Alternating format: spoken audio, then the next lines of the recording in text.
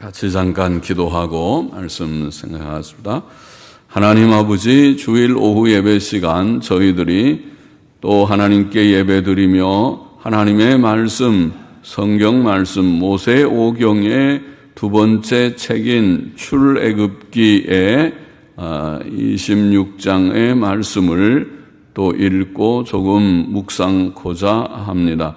하나님께서 말씀하여 주시고 또 부족하고 미천한 종, 무익한 종이 하나님의 말씀을 바르게 해석할 힘을 주시고 또 함께 묵상하고 여기에 담긴 하나님의 진리와 교훈을 찾으며 얻으며 마음에 새기게 하여 주시고 교훈을 얻게 하여 주시기를 소원합니다. 예수 그리스도의 이름으로 기도하옵나이다. 아멘.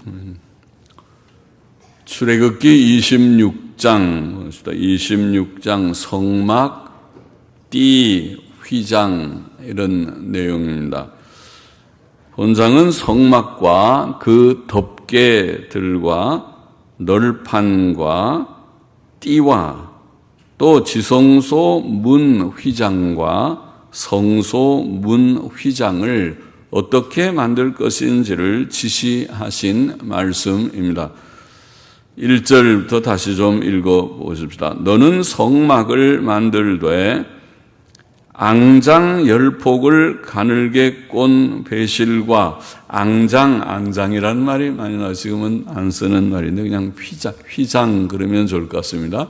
휘장 10폭을 커튼입니다. 우리도 집에 더러 커튼들이 있듯이 이런 천을 가지고 큰 커튼을 만드는 것입니다. 휘장 10폭을 가늘게 꼰 배실과 청색, 자색, 홍색 실로 그룹을 공교히 수놓아 만들지니 청색, 자색, 홍색 실 색깔을 다양하게 쓰죠.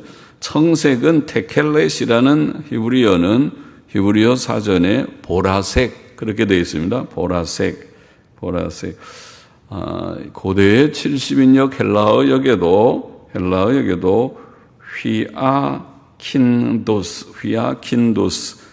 휘아킨도스 영어로는 하야신트라고 하야신트는 보라색을 가리킨다고 되어 있고 그러니까 고대 헬라어에도 번역을 할 때 보라색 그리고 그런데 이제 라틴어 번역 고대의 라틴어 번역에는 히아신투스라는 번역을 했는데 히아신투스라는 라틴어는 파랑색이라고 그래요. 블루, 파랑색. 그래서 우리가 청색이라는 말이 많이 보편적으로 영어 성경도 다 청색이라고 다 번역해서 옛날 성경이나 아마 라틴 벌겟 성경의 영향이 아닌가. 라틴 벌겟 성경은 우리가 서방 교회 종교개혁까지 교회들이 사용하던 옛날에는 그 천주교회지요. 종교개혁이 있기 전에 천주교회는 다 라틴어를 많이 사용했습니다. 그래서 신부들이 이렇게 미사를 집례하면서도 라틴어로 집례를 했습니다. 옛날에는. 그러니까 일반 사람들은 못 알아듣죠. 무슨 말이 라틴어를 다 쓰는 말이 아니니까. 그러다가 이제 아마 1960년대 제2바티칸 회의 때부터 아마 자국어로 다 바뀌었을 것입니다. 그런데 여튼 라틴어에서는 파란색이라는 그런 뜻이 있어서 그런지 영어권이 다 파란색으로 하는데 그러나 이제 근래에 NASB라는 성경을 보니까 각주는 이제 그 파란색이라고 본문에 되어 있는데 밑에 밑에 보면 책의 밑에 이렇게 각주들이 붙어 있죠. 난외주라고도 하죠, 우리는. 각주를 보니까 거기에는 원어의 뜻은 보라색이다, 바이올렛, 보라색이다. 그럼 모든 장 전체가 계속 파랑 나오는 건 보라색이다. 그렇게 각주는 붙여놨어요. 그런데 왜 본문에다가 보라색이라고 안 바꿨는지는 잘 모르겠습니다. 하여튼 청색이라고 너무 오랫동안 써왔기 때문에 그렇게 그냥 번역했는지 모르겠습니다. 근데 여튼 보라색이 맞을 것 같아요. 보라색이 히브리어의 뜻이고 보라색이 청색보다 더 전체 내용에도 맞아 보입니다. 보라색도 전부 일종의 붉은 기운이 있는 거죠. 보라색은 우리가 빨강하고 파랑하고 섞으면 보라가 되든가 그렇죠. 빨강, 파랑을 섞으면 보라가 아마 될 것입니다. 그러니까 빨간 색깔이 사실은 보라에서 빨강을 보지는 못할지 몰라도 그 배색이 빨강, 파랑이 섞인 색이 사실은 보라색이고, 그 다음에 자주라는 것은 그 색깔의 자주 색깔도 빨간 계열이죠. 그리고 퍼플이라는 자주색, 자색이라는 말은 자주색이고, 그 다음에 홍색이라고 되어 있는 원어의 뜻은 주홍색입니다. 혹은 진홍색이라고도 하는데 주홍색, 그것도 빨간 계열이죠. 그러면 보라, 자주, 주홍 다 빨간 계열의 그런 색상이 있는 색이라고 보여서 보라색, 그것이 더 맞아 보입니다. 여하튼 본문을 계속 좀 보십시다. 그 색깔로 그룹을 공교히 순화. 그룹은 천사의 모양이죠. 그러니까 그룹들, 천사 한 명이 아니라 여러 명의 천사들의 수가 많으니까 그룹들을 공교히 순화. 그러니까 그 휘장에다가 천사들을 많이 수를 놓아서 휘장에 천사들이 많게. 그러니까 진짜 천사는 많죠. 수가 많고 천사가 하나님의 성막에서 하나님을 섬길 때 많이 아마 동원되었을 것입니다. 그것을 휘장에 그렇게 써서 사람들이 보면 천사가 참 많구나 볼 수 있겠죠.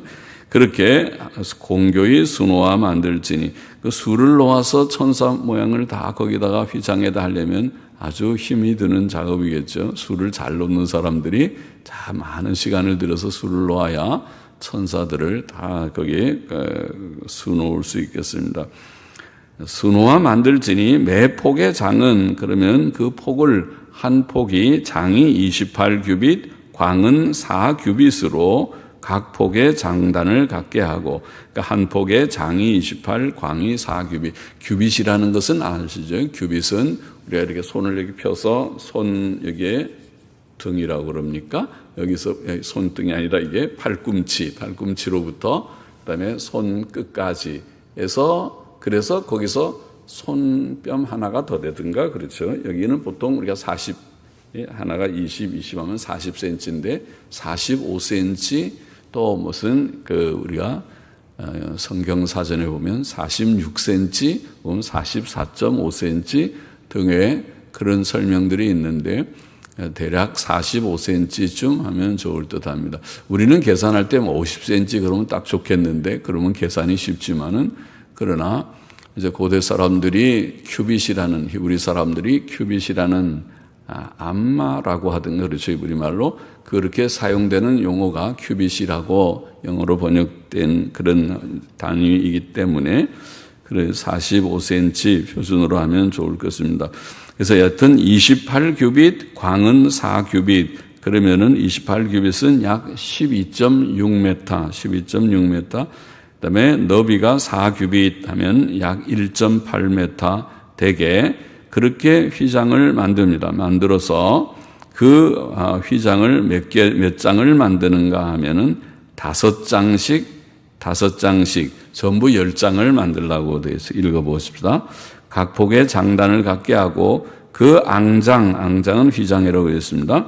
앙장 5폭을 서로 연하며, 5개를 그렇게 만들어서 서로 다 연결을 시키라. 그래서 연하며 다른 5폭도 서로 연하고 그 앙장에 연락할 말폭가에, 그러니까 5개를 다 붙입니다. 5개를 붙인 큰 휘장이 되는 거죠. 그러면은 그거를 우리가 생각해 보면은 길이는 28규빗이고 그다음에 너비가 4규빗인데 4규빗을 5개를 합치면은 4, 5, 20규빗이 되죠. 그러니까 20규빗, 28규빗 되는 그런 큰 휘장이 나오겠죠.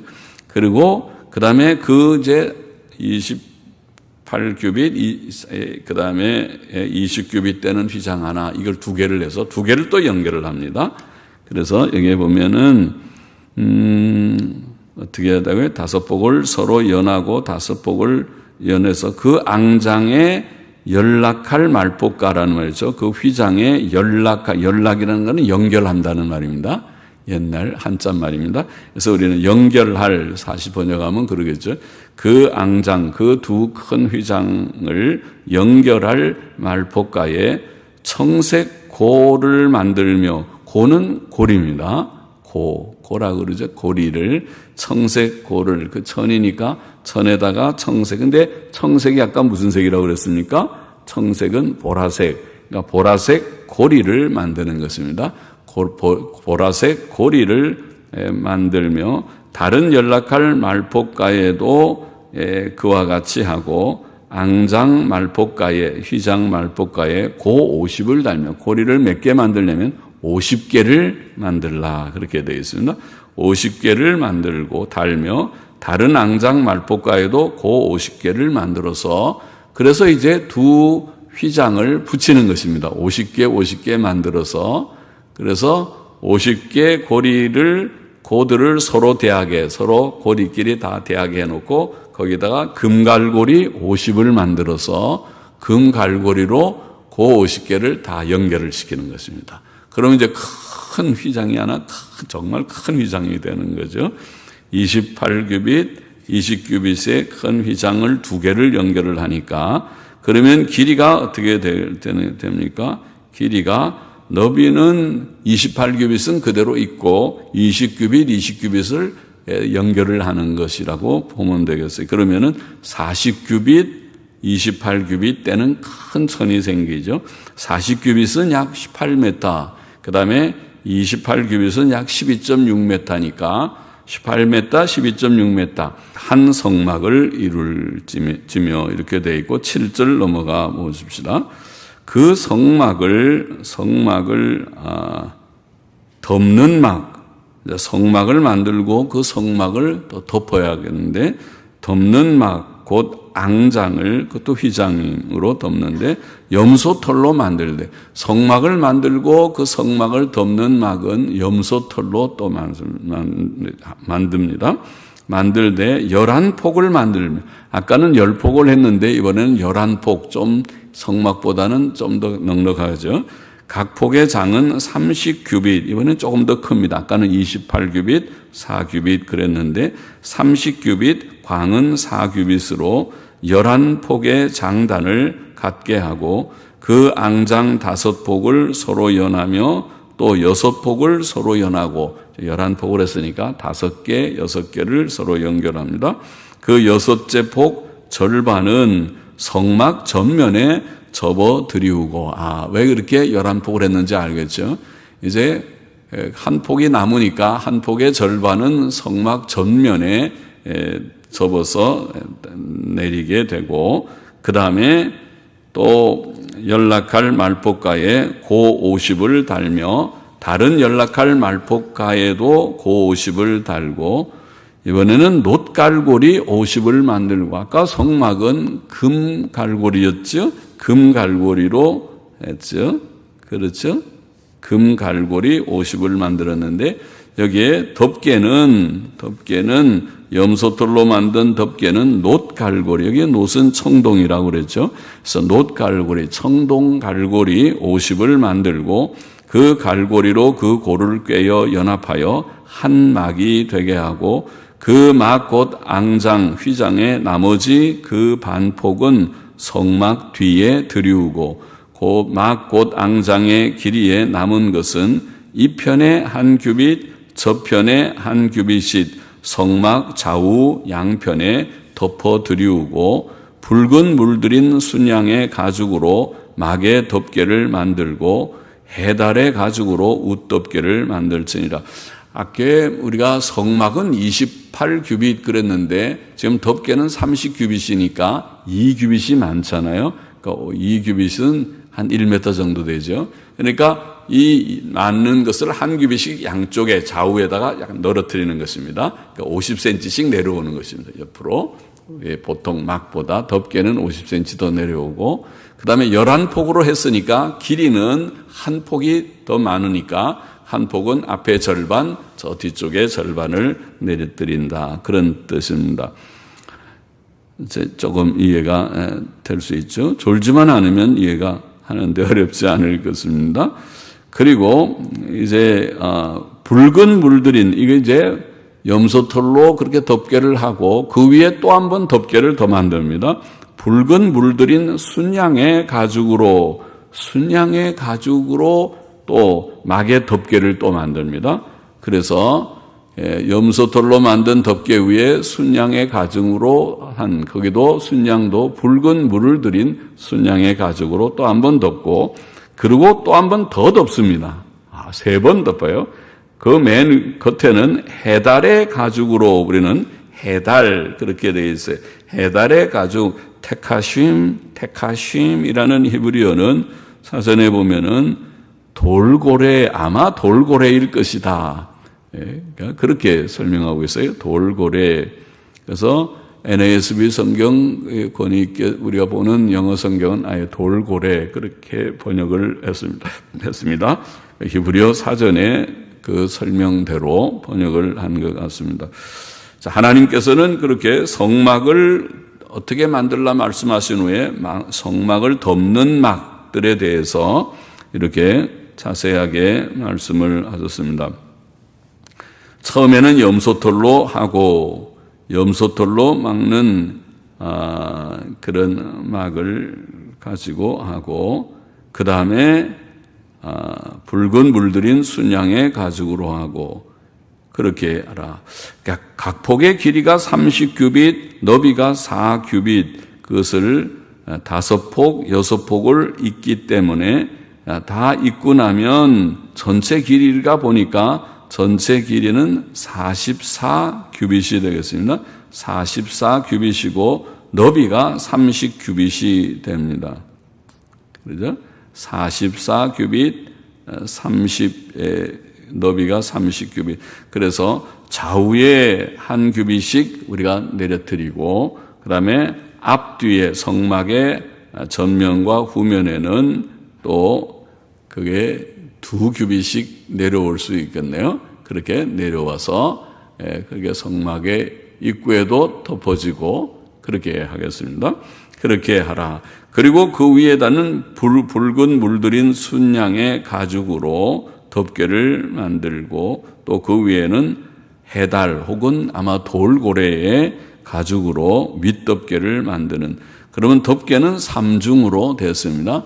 맨 밑에는 염소털로 만든 덮개고 둘째는 붉은 물들인 순양의 가죽으로 만든 덮개고 셋째는 돌고래의 가죽으로 만든 윗덮개입니다.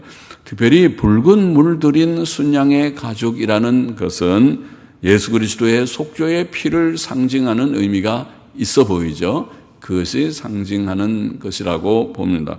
그 피는 예수 그리스도의 피가 우리들의 의가 되기 때문에 성막은 예수 그리스도를 상징하고 예수 그리스도의 피로 우리들을 덮는 감싸는 그런 하나의 뜻이 있다고 보입니다. 15절 넘어가 봅시다. 너는 조각목으로 성막을 위하여 널판을 만들어 조각목을 많이 사용했죠. 법궤를 만들 때도 조각목으로 우리가 했죠. 조각목이라고 하는 것은 히브리 말로는 시딤나무라고 그렇게 되어 있는데 시딤나무 우리가 설명하기를 아카시아 나무다. 우리나라에 있는 아카시아랑 다른 우리는 아카시 나무라고 그렇게 하더군요. 그래서 그와 달리 근동에 있는 아카시아 나무라고 하는 나무가 시딤나무라고 합니다. 그래서 우리는 조각목이라고 번역했는데 아카시아 나무로 성막을 위하여 널판을 만들어 세우되 각 판의 장은 10규빗, 광은 1규빗 반으로 하고 각 판에 2촉씩 내어 서로 연하게 하되 너는 성막 널판을 다 이와 같이 하라. 2촉, 그러니까 각 판에 2촉이라는 것은 그 밑에 뼈조각에 튀어나온 것입니다. 각 판에 서로 연결시킬 수 있는 그걸 장부라고도 하는데 각 판에 2촉씩 2뼈조각의 판을 만들고 판에 촉을 2개 만들어서 서로 연결시키는 그러한 것이라고 보입니다. 너는 성막 널판을 다 이와 같이 하라. 두 촉씩을 다 만들어서 연결을 하는 거죠. 너는 성막을 위하여 널판을 만들되 남편을 위하여 널판 20를 만들고 20 널판 아래에 은받침 40을 만들지니 이 널판 아래에도 그 두 촉을 위하여 두 받침을 만들고 저 널판 아래에도 그 두 촉을 위하여 두 받침을 만들지며 성막 다른 편 곧 북편을 위하여도 널판 20로 하고 은받침 40을 이 널판 아래에도 두 받침 저 널판 아래에도 두 받침으로 하며 성막 뒤 곧 서편을 위하여는 널판 6을 만들고 성막 뒤 두 모퉁이 편을 위하여는 널판 2를 만들되 아래에서부터 위까지 각기 2겹 두께로 하여 윗꼬리에 이르게 하고 두 모퉁이 편을 다 그리하며 그 8 널판에는 은받침이 16이니 이 판 아래에도 두 받침이요 저 판 아래에도 두 받침이니라. 자, 하나님께서는 성막의 벽이 될 널판을 만들라고 이게 지시하셨는데 아카시아 나무로 널판을 만들되 각 판의 길이는 10규빗 약 4.5m, 너비는 1규빗 반, 약 67.5cm 되게 그렇게 널판을 만들고 각 판에 두 촉씩을 내어서 서로 연결하라고 지시하십니다.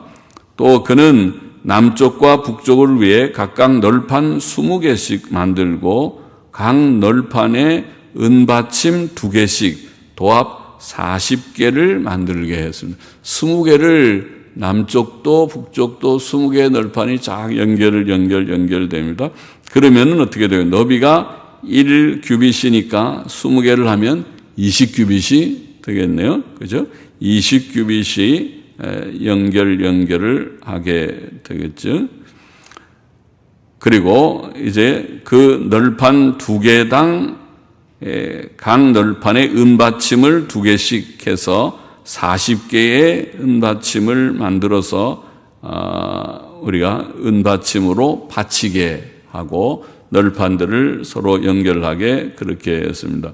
그리고 성막 뒤 곧 서쪽을 위해서는 성막의 입구는 동쪽이고 서쪽은 성막 뒤쪽인데 성막 뒤 서쪽을 위해서는 널판 6을 만들고 양쪽 모퉁이를 위해서 또 널판 2를 더 만들어서 끝에는 2겹 두께로 하게 하셨습니다.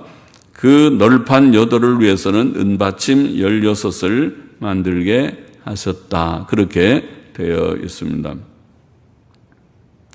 자, 그렇게 하고 그 다음에 26절에 보면 너는 조각목으로 띠를 만들지니 이렇게 이제 널판을 다 붙여놓고 그 다음에 띠를 또 만들라고 했습니다.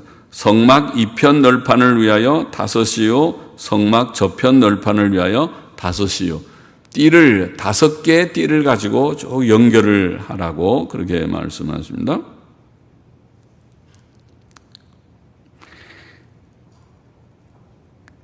자, 성막 2편 널판을 위하여 5이요 성막 저편 널판을 위하여 5이요 성막 뒤 곧 서편 널판을 위하여 5이며 널판 가운데 있는 중간 띠는 이 끝에서 저 끝에 미치게 하고 그 널판들을 금으로 싸고 그 널판들의 띠를 꿰 금고리를 만들고 그 띠를 금으로 싸라. 너는 산에서 보인 식양대로 성막을 세울지니라. 그러니까 널판들에는 띠를 또 낄 수 있는 그런 고리들을 다 만들어서 5개씩. 그러니까 우리가 동쪽이 입구니까 북쪽, 남쪽의 옆에 면이죠. 옆에 면에 널판들을 다 세우고 각 띠를 위에서부터 5개 줄로 쭉 띠를 하는 거죠. 띠를 다 고리를 만들어서 띠를 다 끼고 뒤에도 지편에 서편 쪽에도 띠를 끼고 그리고 이제 우리가 삥 둘러 중간 띠를 또 하나 더 만드는 것입니다. 5개의 띠를 띄고 중간에 또 하나, 그러니까 5개는 여기 북편에 띠 5개, 그 다음에 남편의 띠 5개, 서편 뒤쪽에 띠 5개 있지만은 중간 띠는 여기 북에서부터 시작해서 쭉 서쪽, 남쪽까지 돌아가게 또 하나 완전한 띠죠. 그렇게 하면은 전체가 다 연결이 되겠지요. 그렇게 해서 전체를 연결하는 중간 띠를 그렇게 설치해서 연결을 하게 했습니다. 그리고 모세에게 너는 산에서 보인 식양대로 성막을 세울지니라 그렇게 말씀을 하십니다. 31절 보십시다. 너는 청색, 자색, 홍색 실과 가늘게 꼰 배실로 짜서 장을 만들고 그 위에 그룹들을 공교히 수놓아서 금 갈고리로 네 기둥 위에 들이우되 그 네 기둥을 조각목으로 만들고 금으로 싸서 네 은받침 위에 둘지며 그 장을 갈고리 아래 들이운 후에 증거궤를 그 장 안에 들여놓으라. 그 장이 너희를 위하여 성소와 지성소를 구별하리라. 자, 이게 장은 휘장이죠. 장은 휘장인데 청색, 아까 청색은 보라색이라고 그랬고 보라색, 자색, 홍색 실과 가늘게 꼰 배실로 짜서 휘장을 만드는데 그 휘장은 이제 성막의 성막에 들어가는 출입구의 휘장입니다.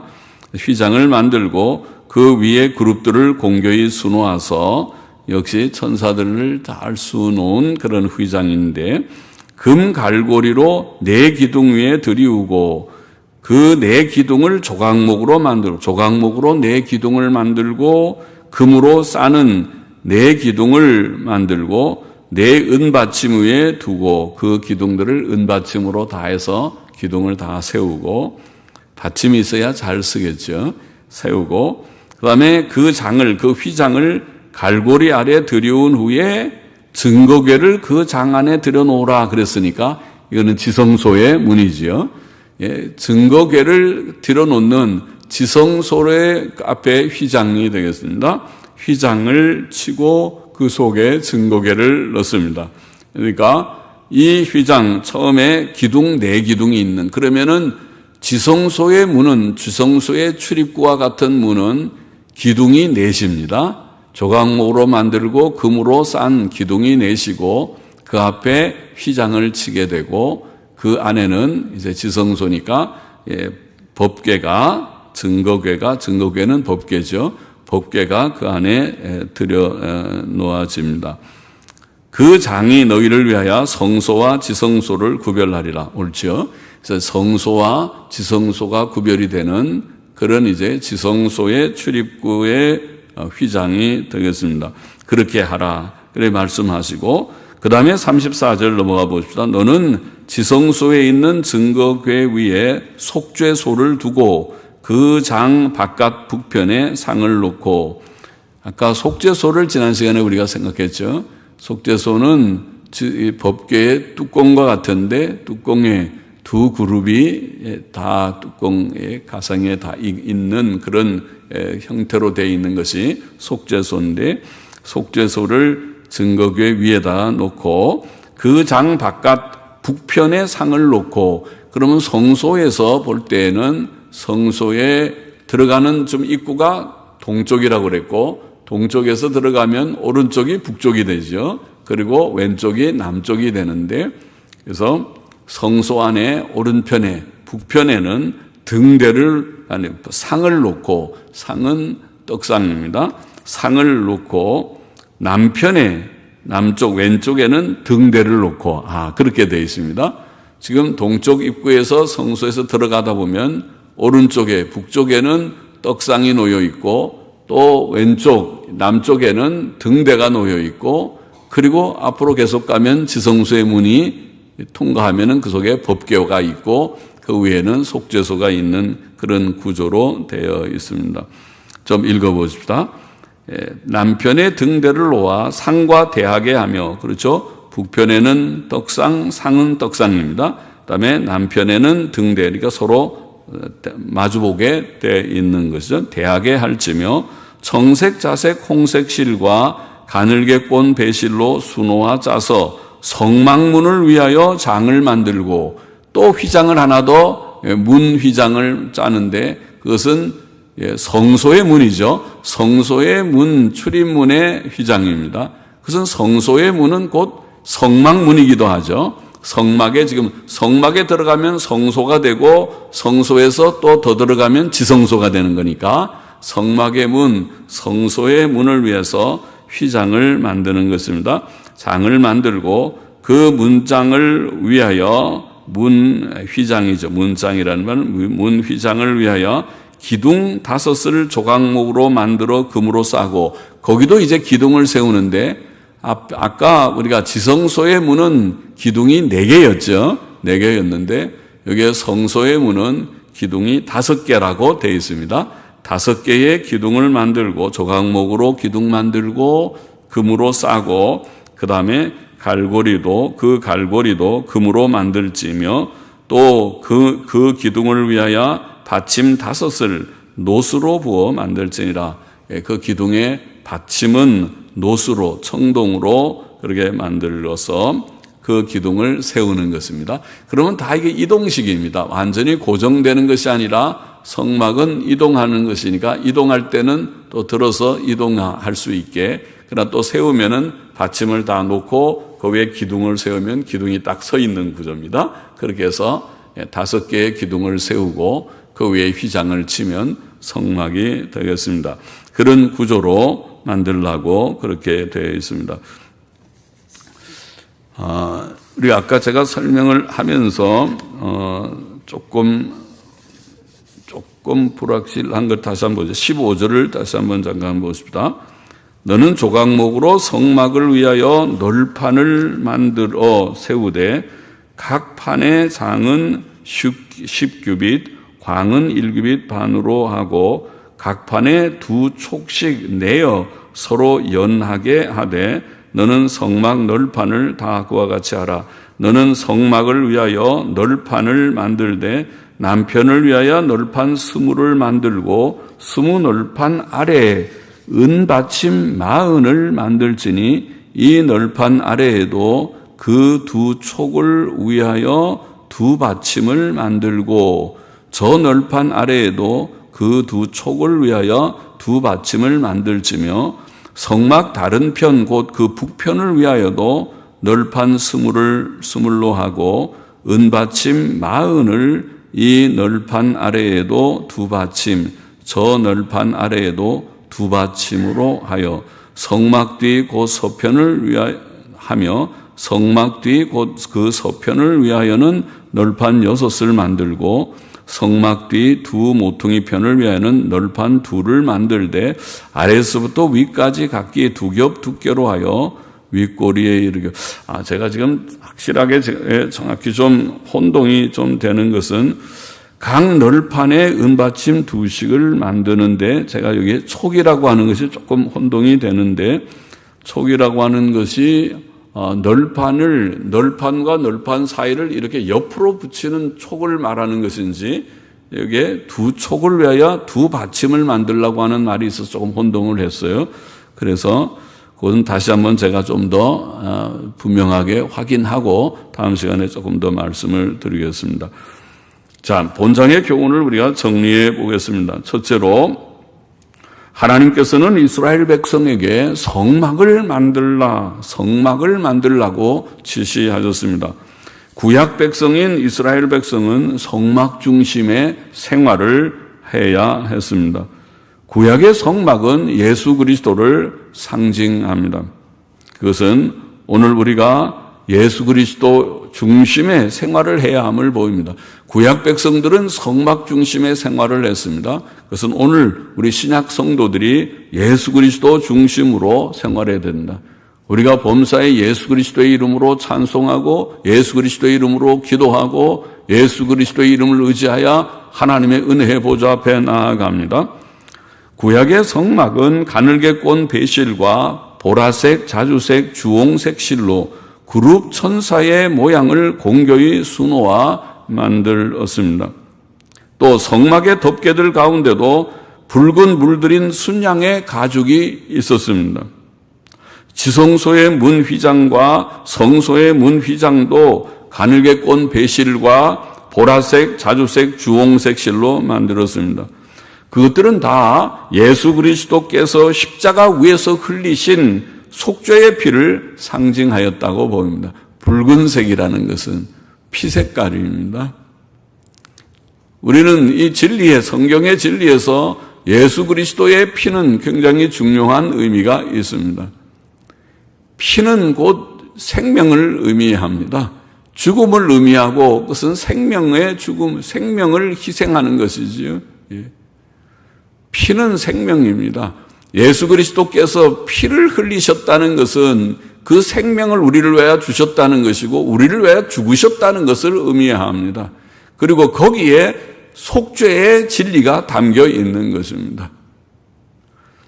예수 그리스도 중심의 성막, 그리고 성막의 중요한 모든 성막의 내용들 속에는 보라색, 또 자주색, 그리고 진홍, 주홍색의 피 색깔을 거기에다가 들여서 술을 놓게 했습니다. 왜 붉은 색깔을 거기에 씁니까? 그것은 예수 그리스도께서 우리를 위하여 죽으신 것을 상징하는 의미가 거기에 들어있다고 보입니다. 예수님의 피의 대속 사역은 모든 성경 진리의 핵심입니다.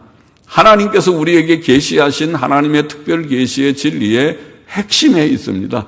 주의 보혈은 예수님의 피가 아니면, 속죄의 피가 아니면 오늘 우리는 여기에 있을 수 없습니다. 죄인은 멸망을 받고 지옥 형벌을 받아야 마땅합니다.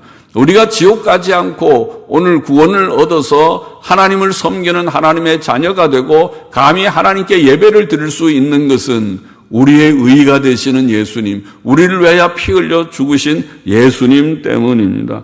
그것을 상징하는 의미가 성막에 계시되어 있는 것입니다.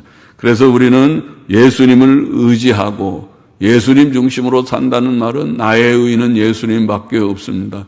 예수님이 나 같은 죄인을 위하여 죽으셨기 때문에 오늘 제가 구원 얻었습니다. 고백하며 예수님 믿고 의지하는 것이 중요한 진리인 것이고, 또 둘째로 성막의 입구, 그 성소의 입구와 지성소의 입구에는 휘장이 있었습니다. 휘장을 썼습니다. 그리고 그 휘장도 물론 예수 그리스도의 피의 상징인 휘장이었습니다.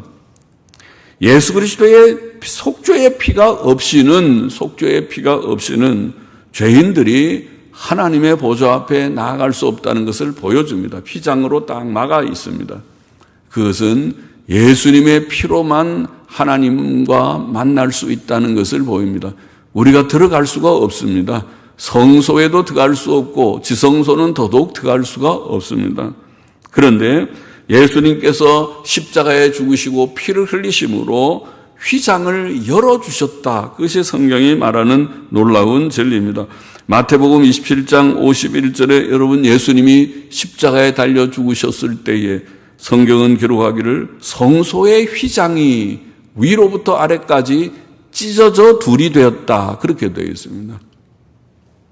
성소의 휘장이 있을 때는 우리 죄인들이 감히 하나님 앞에 나아갈 수가 없었는데 그리스도께서 십자가에 죽어 대속사역을 이루심으로 다 이루었다고 하실 때에 성소의 휘장이 찢어져서 이제 들어갈 수 있는 길을 열어놓으셨다. 그것을 보여주시는 놀라운 그런 사건이었습니다. 히브리서 10장 19절 20절에 보면 이런 말씀하셨죠. 그러므로 형제들아 우리가 예수의 피를 힘입어 성소에 들어갈 담력을 얻었나니 할렐루야 할렐루야. 예수의 피를 힘입어 예수님의 피를 힘입어서 성소에 들어갈, 사실은 성소라고 되어 있는 말은 지성소라고 되어 있어요. 지성소에 들어갈 담력을 얻었다. 성소에도 들어가지만은 성소뿐 아니라 지성소에 들어가 법궤위 속죄소에서 하나님을 만날 수 있는 그런 자들이 되었다. 그것을 보입니다. 지성소에 들어갈 담력을 얻었나니 그 길은 우리를 위하여 휘장 가운데로 열어놓으신 새롭고 산 길이요 휘장은 곧 저의 육체라. 여기에 휘장은 그 성소의 문에 출입구의 휘장, 지성소의 문에 있는 그 휘장은 예수 그리스도의 몸을 상징했다. 성경이 그렇게 해석하고 있어요. 성경이, 신약 성경이 구약의 놀라운 그 성막 제도를 그렇게 해석하고 있어요. 그래서 그 육체를 주께서 찢으셨기 때문에, 그 휘장이 갈라졌기 때문에 예수 그리스도의 피를 힘입어 우리가 지성소에 들어가 하나님과 대면할 수 있고 만날 수 있다. 하나님의 은혜를 받을 수 있게 되었다. 그 진리를 보여주고 있는 것입니다. 은혜죠. 우리는 예수 그리스도의 대속사역과 그의 십자가의 공로와 그 이름으로 휘장 안에 들어가 은혜의 보좌 앞에 나아가 아버지, 나는 죄인입니다. 죄인이 왔습니다. 주님 용납하여 주시니 감사합니다. 주의 피로 죄씀을 받은 것을 믿습니다.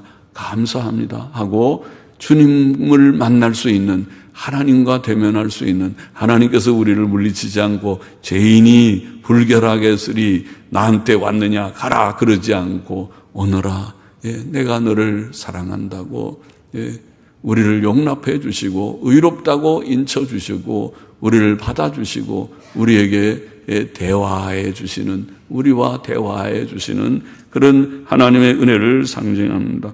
그리고 또 한 가지, 우리가 셋째로 성막은 널판들과 덮는 덮개들, 아까 우리 널판들 얘기를 하는데 제가 잘 혼동이 좀 왔지만은 널판들을 다 전부 연결하고 그 다음에 다섯 개 줄로 다 줄도 널판입니다. 널판으로, 이 나무로 조각목으로 만든 줄을 다 5개를 잇고 또 중간에 또 한 자리를 비워놔서 그 줄은 전체를 다 두르는 그런 조각목으로 줄을 해서 널판을 다 연결을 시켰다는 것입니다. 촉을 만들어서 서로 또 연결을 시키고 또 줄로 5개 줄로 또 전체 중간 줄로 띠를 만들어서 다 연결을 시켰다. 자, 그것은 온 세계 교회가 주의 피로 구속함을 받은 모든 백성들이 예수 그리스도 안에서 이 구속의 진리 안에서 하나가 되었다는 것을 보이는 놀라운 그런 진리라고 생각합니다. 에베소서 4장 3절에 보면 이런 말씀이 있죠. 평안에 매는 줄로, 그런 말씀. 평안에 매는 줄로 성령의 하나 되게 하신 것을 힘써 지키라. 힘써 지키라. 하나님께서 우리에게 염려하시는 것 중에 하나가, 큰 염려 중에 하나가 교회의 분쟁과 분열일 것입니다. 교회가 진리 안에서 하나가 되어야 되는데 하나가 되지 못해서 교회가 때때로 사분오열되는 일이 없지 않습니다. 가슴 아픈 일입니다. 진리 안에서, 하나님의 진리의 지식 안에서, 참된 믿음 안에서 교회가 단합되는 것은 매우 교회다운 것입니다. 그래서 땅 위에 많은 교회들이 지금 교파도 많고 교회들이 다 다양한 교회들이 많이 있지만은 우리가 그 가운데서 어떤 데는 저거는 완전히 이단적이다, 또 어떤 것은 저거 아주 잘못된 것이다 지적도 하고 그렇게 할 수밖에 없는 현실 속에 있지만은, 그러나 그런 가운데서도 우리가 잊지 말아야 할 것은 주께서 만세전에 택하시고 예수 그리스도에서 피 흘려 구속하신 자들, 그들은 주 예수 그리스도 안에서 하나라고 하는 사실을 잊어버려서는 안 됩니다. 그건 성경의 위대한 진리입니다.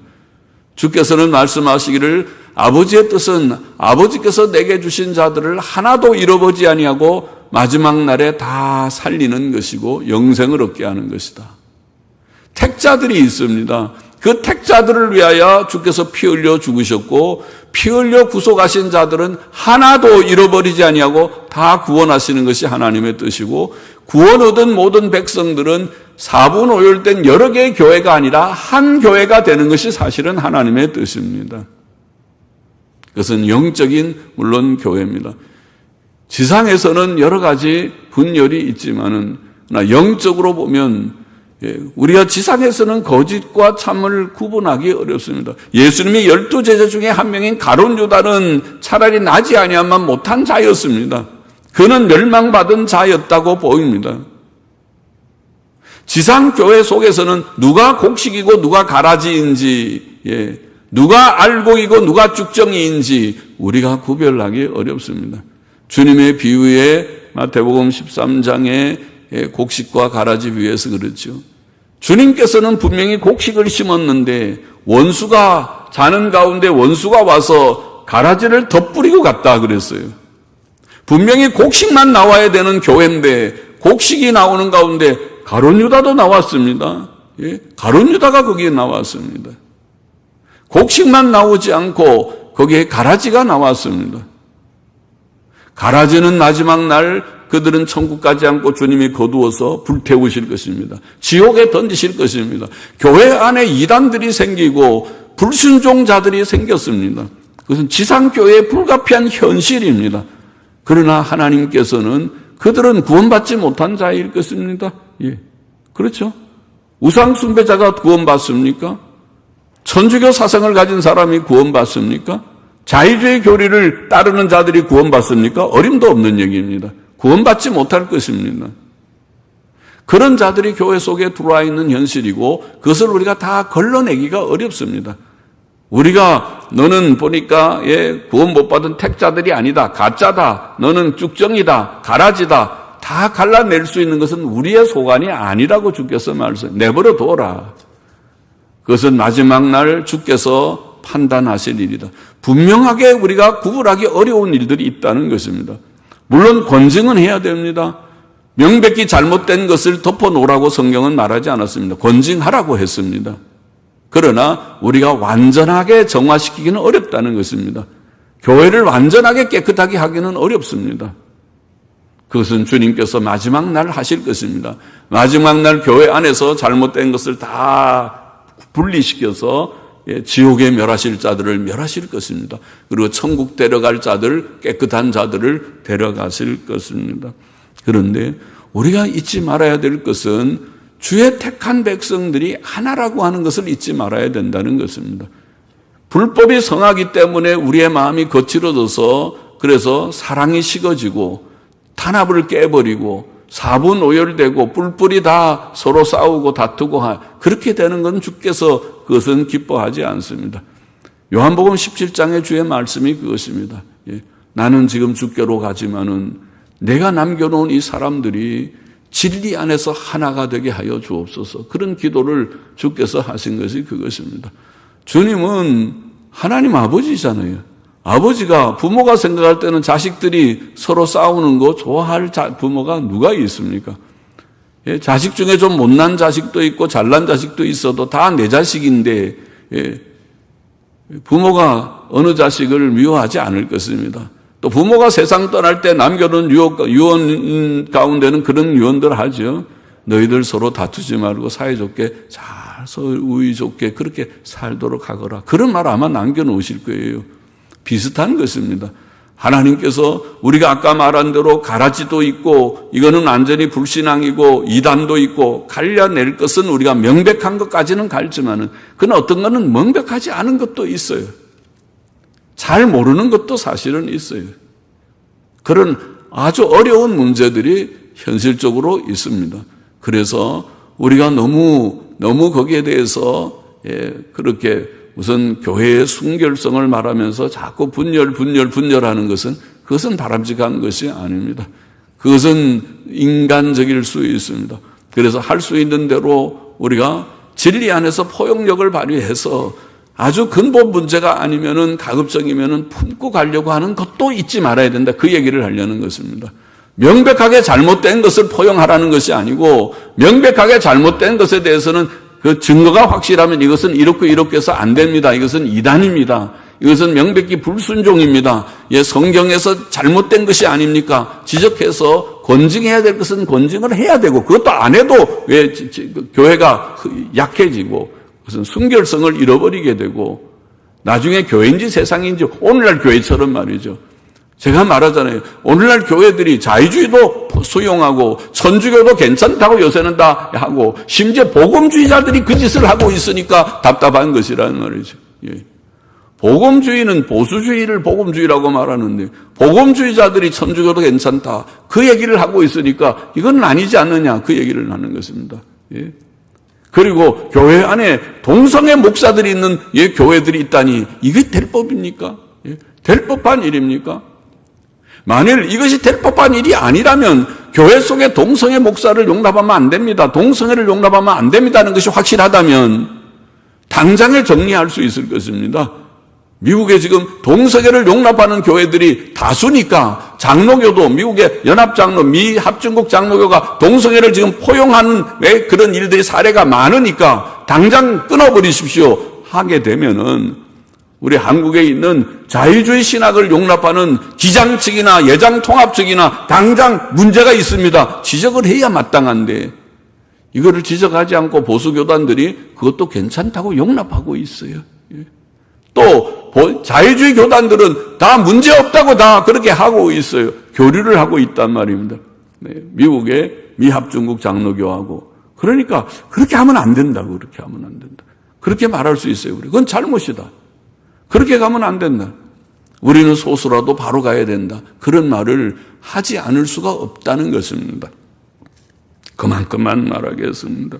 그러나 이런 어려운 상황 속에서도 우리가 할 수 있는 대로 일치를, 한 띠로 연결되어 있다고 하는 일치를 잊지 말아야 된다. 어려운 얘기지만은 일치를 우리가 잊지 말고 교만해서 높은 마음 가져서 우리만 옳고 너희는 다 틀렸다. 저는 그렇게 얘기한 적이 없습니다.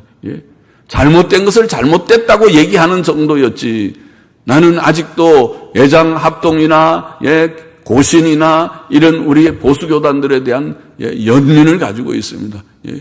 그들에 대해서 저들이 바로 해야 되는데, 바른 깨달음이 있어야 되는데, 내가 그들 속에 들어가서 뒤죽박죽이 되기를 싫어하는 것이지, 그들은 다 정죄해서 잘못됐다. 심지어 기장측 속에도, 통합측 기장측 속에도 신실한 성도들이 많이 있으리라고 저는 생각합니다. 아마 천주교 속에서도 아직도 구원받은 영혼들이 있을지도 모르겠습니다.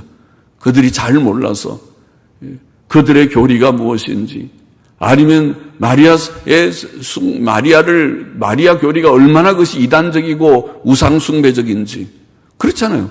천주교 제가 비평책에서 얘기한 것이 무엇입니까? 마리아는, 천주교 교리에 의하면 마리아는 중보자입니다. 마리아가 중보자입니까? 신입니까? 마리아에게 기도를 합니다. 교황이 마리아를 추앙하고 온 세계를 마리아에게 바치고 있습니다. 마리아에게 기도합니다. 이게 될 법한 일입니까? 마리아는 인간입니다. 마리아가 몇 개 구걸을 합니까? 마리아가 이 지상에 있는 모든 천주교인들이 다 마리아여 마리아여 기도하는 것을 동시다발적으로 다 들을 수 있는 정도로 신입니까? 아닙니다. 그것은. 그건 우상숭배입니다. 천주교는 우상숭배입니다. 그건 이단입니다. 이건 참 교회가 아닙니다. 마리아 교리 하나만 봐도 그렇습니다. 마리아 교리뿐만 아니라 이신칭의를 부정하는, 이신칭의 예수 그리스도를 믿음으로 의롭다함을 받는다고 말하는 자는 아나테마, 저주를 받을지어다. 이게 천주교의 공식 교리입니다. 그러면은 바로 우리 개신교인들, 예수님 믿고 구원받는다고 믿는 우리들을 아나테마, 저주를 한 것이 천주교입니다. 개신교에 대한 저주를 천주교가 몇백 개 했습니다.